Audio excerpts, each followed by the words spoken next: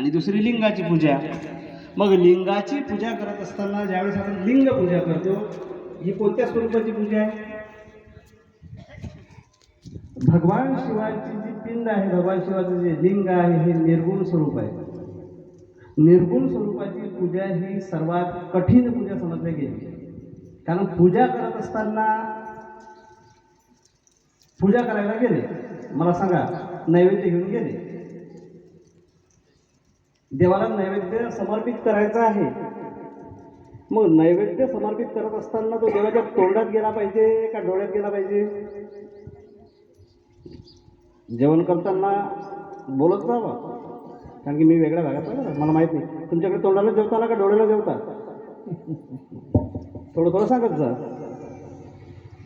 मग देवाला नैवेद्य समर्पित करत असताना तो नैवेद्य देवाच्या तोंडात गेला पाहिजे का डोळ्यामध्ये? डोळ्यामध्ये. मग पिंडीला ज्यावेळेस नैवेद्य समर्पित करता, तिचं तोंड कुणीकडून आहे? माहीत? पाय कुणीकडे आहे, डोकं कुणीकडे आहे? आता आपण ते बनवतो, तर लोक बनवतात, तिकडे चेहरा वगैरे बनवतात, पिंडीला बसवतात, ती गोष्ट वेगळी.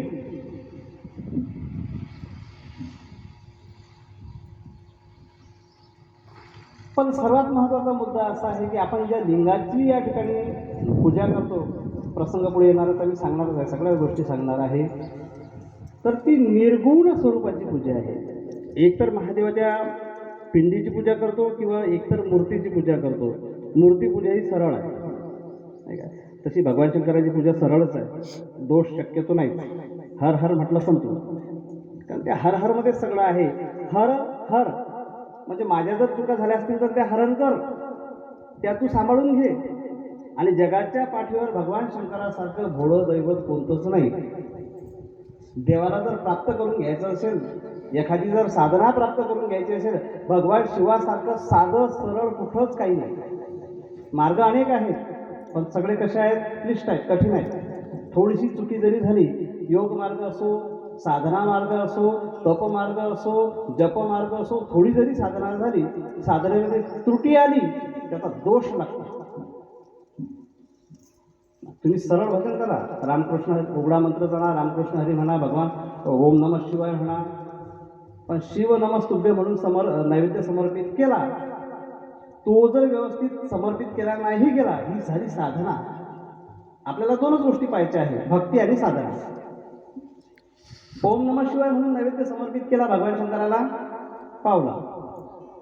शिव नमस्तुभ्य म्हणून ज्यावेळेस तुम्ही नैवेद्य समर्पित करता, त्यावेळेस जेवढं पाणी घ्यायचं तेवढंच पाणी फिरवलं गेलं तर बरं, कारण ती झाली साधना. दोष लागतो. ह्याच गोष्टी पाहायच्या आहेत. आणि नेमकं शिवमहापुराण यासाठीच आहे. कथा कशासाठी असते? जीवनाची गाथा मांडायसाठी नाही, किंवा कोणाच्या गाथा मांडायसाठी नाही, तुमच्या जीवनातल्या गुंता सोडवण्यासाठी कथा असते. नमः पार्वती पते हर हर महादेव.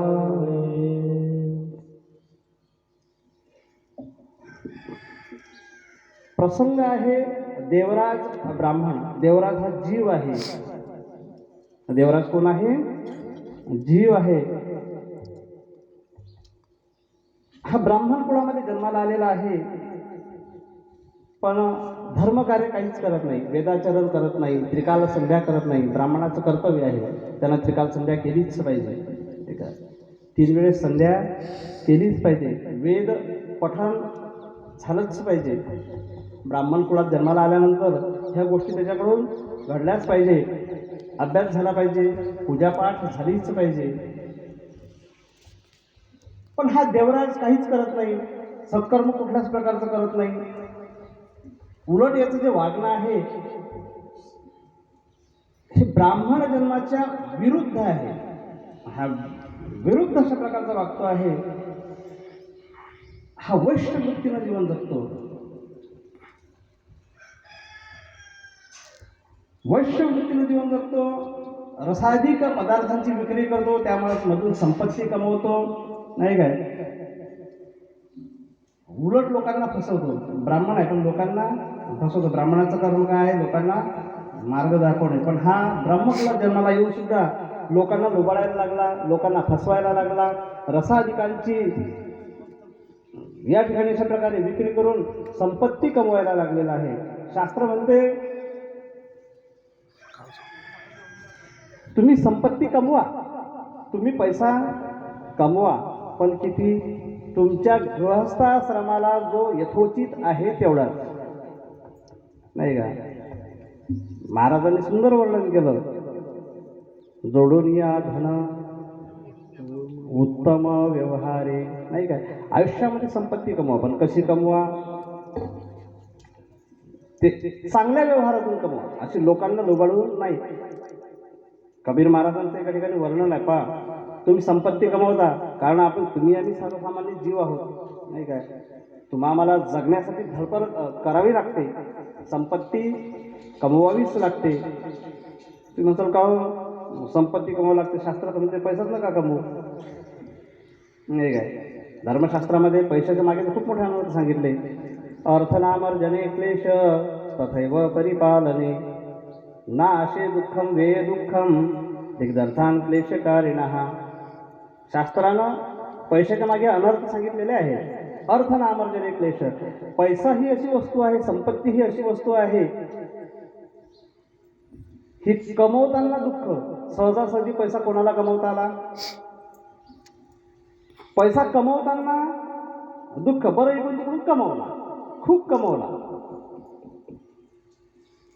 खूप कमवला, याच्याजवळ काहीच नव्हतं, त्याला चांगले 2-4 कोटी रुपये कमवले, 2 बंगले बांधले, सगळी संपत्ती घरात आणली, हिरे माणिक मोती घरात ठेवले आणि पैसे घरात आणून ठेवले. मला सांगा का? आणि घरामध्ये आणले, घराचा दरवाजा उघडा सोडला, मस्त बाहेर गावाला फिरायला निघून गेला, आहे ना? जाताना तुमच्या वाडीतले लोक 5-10 कोटी रुपये घरामध्ये ठेवले, कपाट उघडं ठेवलं, दरवाजा उघडा ठेवला, छानपैकी बाहेर गावाला फिरायला गेला, आहे का? असं अर्थनामर्जने क्लेश तथैव परिपालने. तो कमवताना दुःख आणि सांभाळताना त्याच्याही पेक्षा दुःख. बरं, ठीक आहे, इथपर्यंत ठीक आहे. त्याच्या पलीकडे घरामध्ये पैसा आहे, कपाटामध्ये सगळ्या गोष्टी बरोबर आहे, लॉकरमध्ये ठेवला, 3-3 लॉकर, एक नाही 3-3 कुलपं लावले, घरामध्ये झोपले, रात्री चोर आले, येऊनही आले, तुमच्याकडे नाही बरं, फटाफट कुलप तोडले, घरामध्ये असतील नसतील. बाईचे सर्वात आवडते दागिने काय म्हणतात ते?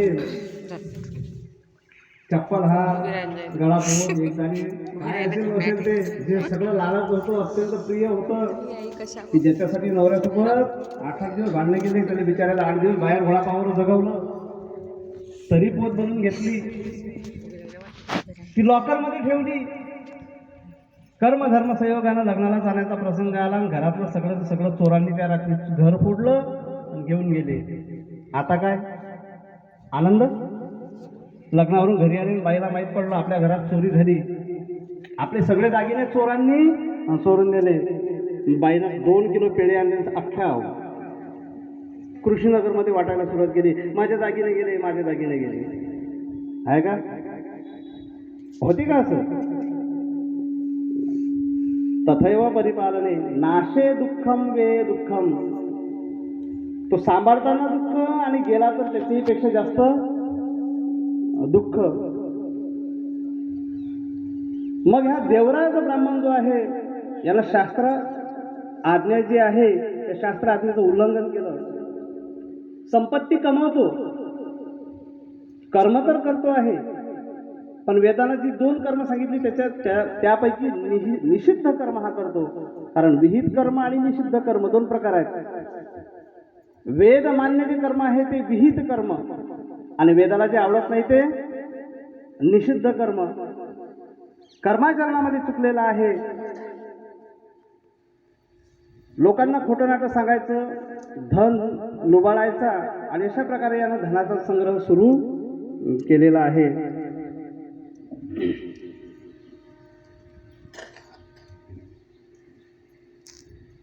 सुत महामुनी शौनकांना सांगतात, ज्याचं सांगून हा एवढा मार्गाला चुकला की याचे कर्म जर सांगायला लागलो तर वाणी दूषित होऊन जाईल. कथानकामध्ये अनेक प्रसंग येतात. सुतमुनी म्हणतात याला धन लालसे पोटी कित्येक जीव सुद्धा घेतले, कित्येक लोकांना मारलं, कित्येक लोकांना धोका दिला. आयुष्यात सगळं काही करा, जीवनामध्ये सर्व काही करा, फक्त कोणाला फसवू नका, कोणाला धोका देऊ नका. कारण तुम्ही जे करता ना, तुम्ही जेही कराल ते त्याच पद्धतीने उगवेल. आता इथं शेतकरी आहेत की नाही माहिती नाही. शेतकऱ्याच्या जीवनामध्ये मला सांगा, तुमच्या शेतामध्ये तुम्हाला जर गव्हाची पोळी खायची असेल, बाप्पू गव्हाच्या जर पोळ्या खायच्या असतील तर काय पेरसाल शेतात? गाजरे गवताचं बी पेरसाल का? गव्हाची पोळी खायची आहे तुम्हाला, गहूच पेरावे लागतील. आणि गहू सहजासहजी येत नाही, त्याची मशागत करावी लागते. त्याच्यामध्ये असणारं गवत जे तण आहे ते काढून टाकावं लागते, त्याला खत द्यावं लागते, त्याला पाणी द्यावं लागते.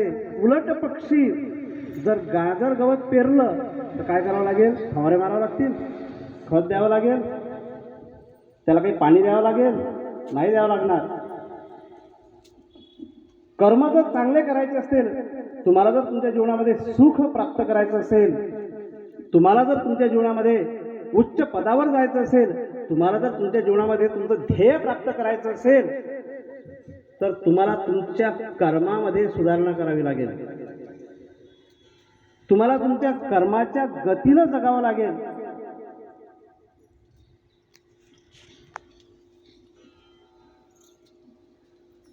तुम्ही जर मार्ग चुकून जगले मग मात्र त्याचं फळ प्रत्येकाला भोगावंच लागेल.